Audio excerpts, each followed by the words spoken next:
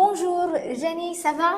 Oui, ça va bien et toi? Très bien, merci. Est-ce que tu peux te présenter s'il te plaît? Moi, je m'appelle Jenny, je viens des États-Unis et je suis assistante de langue dans l'Académie de Montpellier. Et Alors, je m'appelle Alice, j'ai 22 ans et je vais partir du coup être assistante de français en Nouvelle-Zélande à Wellington, la capitale, et je commence en février, du coup dans 2 mois. Oui, moi, je suis assistante de langue française en Italie, à Busto Arsizio. C'est une ville qui est pas très loin de Milan. Alors, je m'appelle Lucida Silva, je suis franco-portugaise et je suis assistante de langue française au Portugal à Coimbra.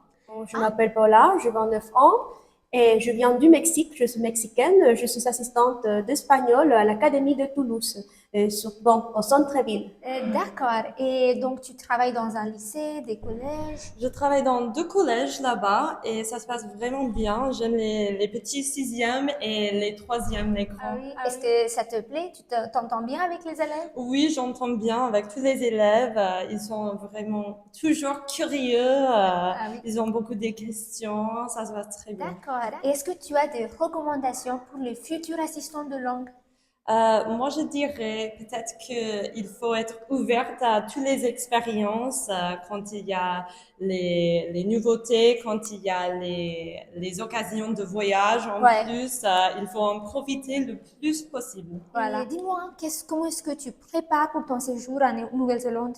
Je pense que, enfin, la préparation passe par, comment dire, tu fais tes recherches toi-même sur Internet et aussi la formation FEI qui est mise à disposition sur FEI+ en ligne. Et après, évidemment, du coup, faire des recherches sur la ville où on va être affecté et l'école. Voilà. Et c'est à peu près tout pour moi. D'accord. Et est-ce que tu seras dans quelle ville?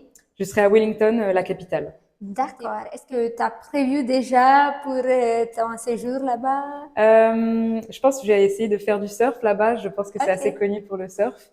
Et sinon, j'essaierai de visiter toutes les villes qui sont autour et Voilà. peut-être faire un petit road trip à la Ouais, fin. un petit peu de voyage. Ah, Exactement. mais c'est très très cool. Tu peux dire, c'est quoi ton plus grand défi en tant qu'assistant de langue française en Italie?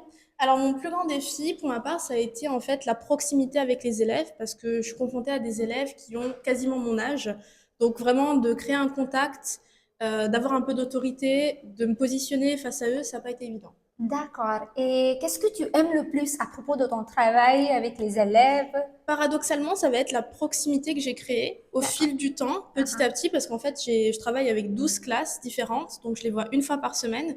Et le fait de les voir, de voir qu'ils sont contents de me voir, quand même de bien communiquer avec eux, etc., d'avoir un lien, c'est ça qui est le plus beau.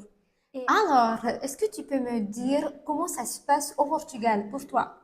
Alors, au Portugal, je suis du coup assistante de français, donc je suis chargée d'assister les professeurs de français avec les classes équivalentes 5e, 4e, 3e, donc des classes de collège, qui sont des grands débutants en portugais. Et voilà. Ok. Et qu'est-ce qui était le plus choquant pour toi quand tu es arrivé au Portugal? Alors, quand je suis arrivée au Portugal, ce qui m'a le plus choqué, c'est la proximité entre les professeurs et les élèves, parce que au Portugal, c'est très courant de prendre son professeur dans les bras, de lui faire des bisous, etc. Ah oui? Alors qu'en France, pas du, Non, pas du tout. Donc vraiment, j'arrive, les élèves viennent dans la salle, me prennent dans les bras en mode « Ah, Madame Lucie, vous allez bien ?» Vraiment, c'est fou, ça m'a choqué. Et quel est ton plus grand défi en tant qu'assistant de langue française au Portugal? Alors moi, mon plus grand défi, je pense, au Portugal, ce serait le positionnement dans la classe entre, du coup, les professeurs qui ont leur méthode et leur pédagogie d'enseignement qui n'est plus forcément au goût des élèves, on va dire, aujourd'hui, puisque les élèves sont un peu plus dans la provocation et attendent un peu plus d'échanges horizontaux. Donc c'est vrai que se positionner entre les deux, ça peut être un peu compliqué. D'accord. Et est-ce que tu aimes ce que tu fais avec les élèves? Ça te plaît? Ah oui, bien sûr, parce que je peux partager la culture mexicaine, la gastronomie, l'héritage culturel de Mexique, et aussi, bon, on peut, qu'est-ce qu'on fait au Mexique, les fêtes, la fête de mort, que c'est très populaire. Et aussi, je peux améliorer, bon, on s'élève le niveau d'espagnol plutôt. Voilà. Et est-ce que tu as eu l'occasion de voyager un petit peu en France, au dehors de la France? Ah oui, j'ai déjà voyagé. Je suis allée au nord de la France, à la région de Bretagne. Et aussi, je suis allée en Suisse. Et comme à l'Académie de Toulouse, on a le programme de pouvoir voyager à Toulouse, plutôt, Voilà. le premier week-end de chaque mois. Et je voyage tous les premiers week-ends.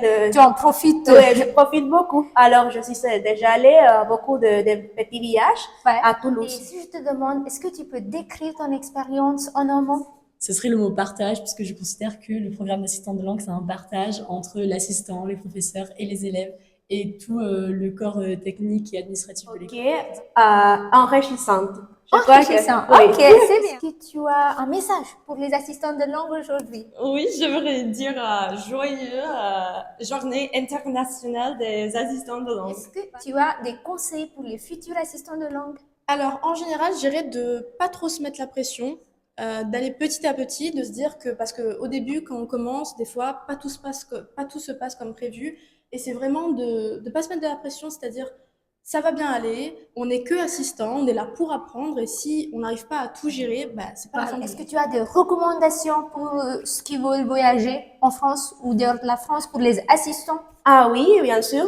Il y a des différentes options pour voyager. Ok, vous devez analyser toutes les options, si c'est mieux le train, l'avion ou le bus. Et aussi, il y a des différents transports différents transports. Cela dépend de la ville. Par exemple, à Toulouse, on a aussi le métro. On peut connaître des petits lieux si on prend le métro dans la même ville. Alors, bon, les recommandations, c'est ça. Aussi économiser l'argent Voilà. pour pouvoir voyager. Et bon, s'informer plutôt. Merci. Merci. Merci beaucoup. Avec plaisir! Ok, au revoir. Au revoir.